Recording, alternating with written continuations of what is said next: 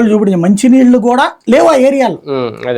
అదంతా సెటరేట్ కావడానికి వీళ్ళు అవగాహన చేసుకోవడానికి ఇప్పుడు ద్వేషంతో దూషణతో కాకుండా కనీసం నా వీడియోలు చూసిన ఇది కావాలి అది కావాలి అన్నట్టు పక్కన చెప్తానే ఉన్నా, ఇక్కడ అది ఏర్పాటు చేయండి ఇది ఏర్పాటు చేయండి అన్నట్టు.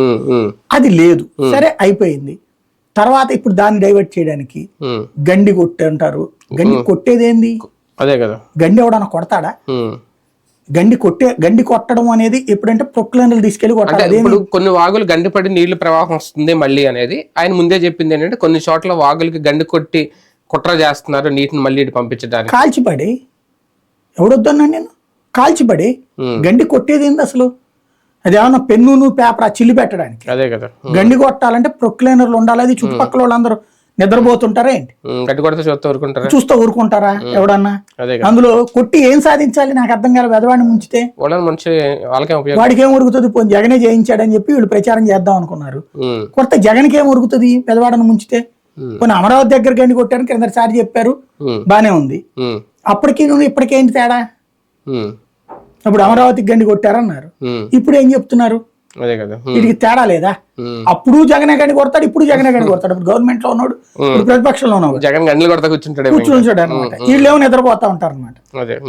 అదొక విచిత్రం. రెండో పాయింట్ ఏంటంటే అక్కడ జరిగింది ఏంటి? ఇతను అన్నది మ్యాన్ మేడ్ మిస్టేక్ అన్నటువంటి దానికి అతని అర్థంతో చెప్పాడు నాకు తెలియదు. నేనైతే అది మానవ తప్పిదం అంట. ఎట్లాంటి మానవ తప్పిదం అంటే నీకు వాటర్ పైనుంచి వస్తుంది, ఇరిగేషన్ వాడికి తెలీదా? నిద్రపోయాడు ఇరిగేషన్ వాడు, ఎంత నీళ్ళు వస్తుందో తెలీదా? పైనుంచి వస్తున్నప్పుడు ఎటు పక్కన గేట్లు తెరయాలో తెలీదా? VTPS వైపు నుంచి ఆ నీళ్లు పోతాయి, బుడమేరు నీళ్లు. అంటే అక్కడ అధికారుల మధ్యన సమన్వయం లేదు.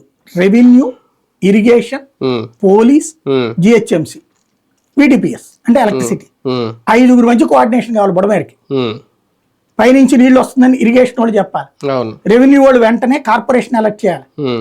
ఆ కార్పొరేషన్ వాళ్ళు ఇక్కడ ఉన్నటువంటి ఆ VTPS తో మాట్లాడి ఆ నీళ్లు అటు పక్కకు పోయేటట్టు చేయాలి. ఇది ఎక్కడా సమన్వయం లేదు. దాంతోపాటు VTPS లో ఎక్కడైతే ఆ కాలువ దగ్గర చిన్న